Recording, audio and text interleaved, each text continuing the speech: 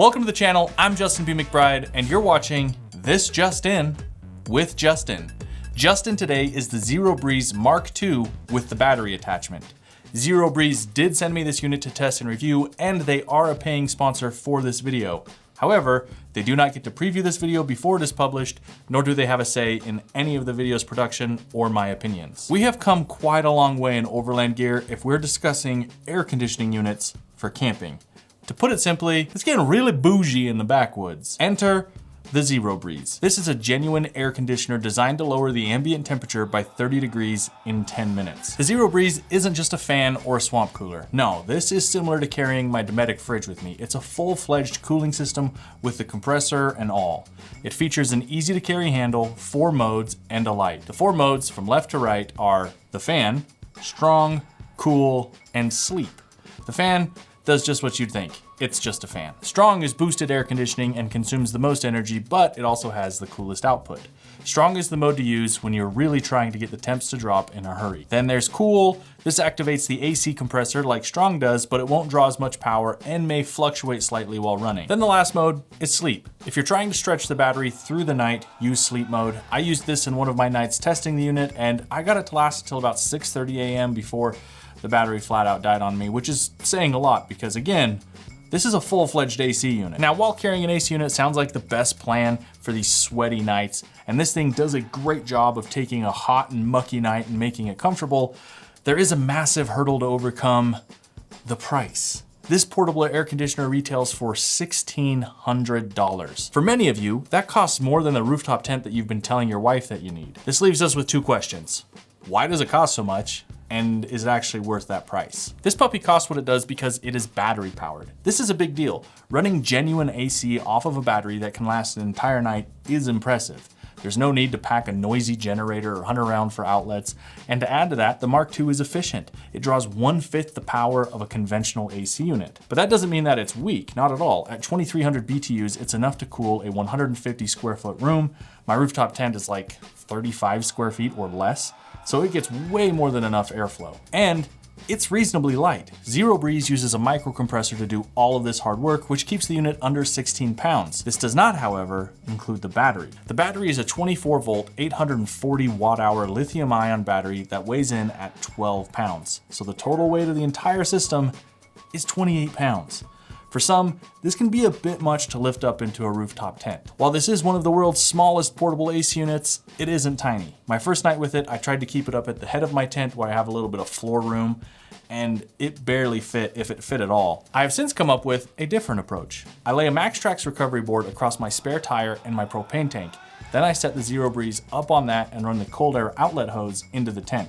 By running the unit outside of my tent, I don't have to worry about the dual ducts running out of the rear or the drip line or any of just the extra stuff that you have to carry with this thing. It just keeps packing it a little bit easier. So, just how big is this thing? The AC unit is 20 inches long, 10 inches wide, and 11 inches tall. While the battery shares the same footprint, it adds 2.3 inches to the overall height, giving us a grand total of 13.3 inches tall. So, it works. The engineering, the technology, the innovative design, the build quality, all of that justifies the price tag. But is the experience worth $1,600 to have AC while camping? Personally, I don't think that I could warrant purchasing this for the trips that I do. Indeed, there are some modern amenities that have entirely changed the way that I camp, and while cool air at night is a pure luxury, I don't think the price justifies the experience. Had this been like a maximum of $600, I'd be telling everyone to budget this into their builds.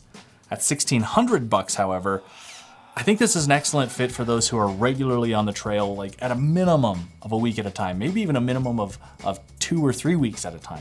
Long-term travel begs for an amenity like this and that full-time experience. A weekend of a few hot nights doesn't really seem like the right place to spend the money when my current method of running a fan and cracking a tent window has been enough to keep me comfortable at night. Beyond the price, this is an excellent product. The build quality is strong enough to be bounced around in the back of the Jeep.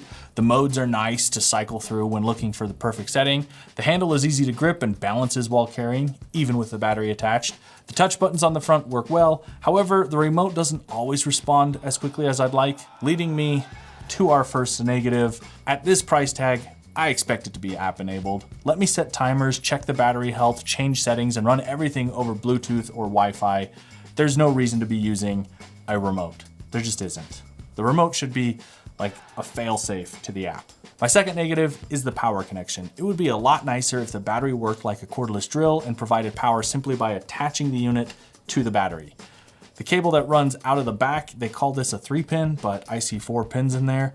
It's a nuisance and prevents you from charging the battery while simultaneously running the AC unit. Even if you do find an outlet and want to charge the battery separately, the AC unit uses the same power supply as the battery.